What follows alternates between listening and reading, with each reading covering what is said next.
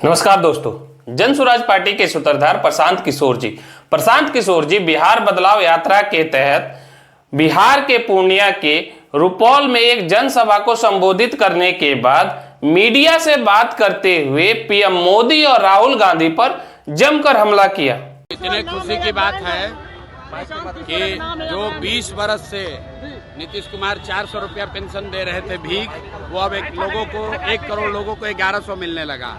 आशा का मानदेय बढ़ गया, रसोईया का सैलरी डबल हो गया और बिजली मुफ्त हो गई, 125 यूनिट बिजली मुफ्त हो गया और आज आंगनवाड़ी वर्कर को भी राहत मिली है।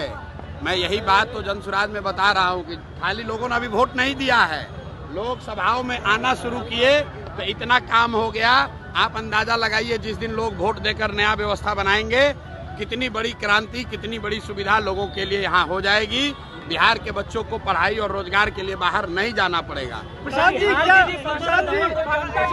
आपके डर से बिहार के लोगों को फायदा पहुंचना? नहीं, मेरे डर से नहीं, ये जो जनता घरों से निकली है इसके जनता के डर से, क्योंकि अभी तक लोग इसलिए काम नहीं करते थे कि उनको मालूम था कि लालू जी के डर से नीतीश भाजपा को वोट पड़ेगा और मोदी जी के डर से लालू जी को मुफ्त में वोट मिल जाएगा। इस बार उनको दिख रहा है कि जनता ने तीसरा विकल्प बना लिया, जन स्वराज का विकल्प। तो ये जनता का डर है, लोग जान रहे हैं कि अगर हम लोग काम नहीं करेंगे तो जनता जन स्वराज के साथ जाएगी। जनता ने ऐसे भी जन स्वराज के साथ जाने का मन बना लिया है। अब जाते जाते जितना जनता को इनको देना है दे ले, क्योंकि ये जनता का हक का पैसा है जो लूट कर ये तिजोरी में भरे हुए हैं। अब जनता के लोगों को मिल रहा है, जनता को मिल रहा है, इसकी खुशी है।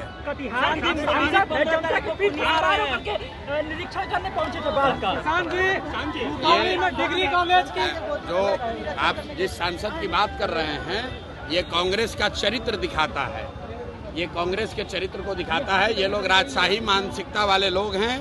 आप देखिए, राहुल गांधी यहाँ आए थे, 6 दिन में पूरा बिहार बेचारे घूम कर चले गए। 6 दिन में उनको पूरे बिहार की समस्या का पता चल गया, सबसे मिल लिए, सबकी मदद कर दिए और घोषणा करके चले गए कि भैया हमको वोट देके फिर राजा बना दो।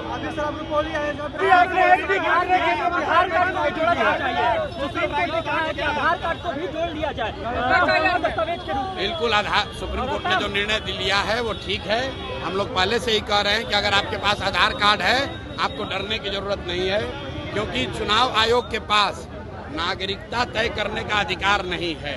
नागरिकता तय करना चुनाव आयोग के अधिकार क्षेत्र के बाहर का मसला है, इसलिए किसी को डरने की जरूरत नहीं है। जिसके पास भी 12 में से एक भी डॉक्यूमेंट है वो इस बार वोट दे पाएगा, ये कोई चिंता की बात नहीं है। और अगर 2-4 लोगों का नाम कट भी गया तो भी विश्वास रखिए, जितने लोगों का नाम वोटर लिस्ट में है उतने ही लोग नीतीश कुमार और भाजपा को सबक सिखाने के लिए काफी है।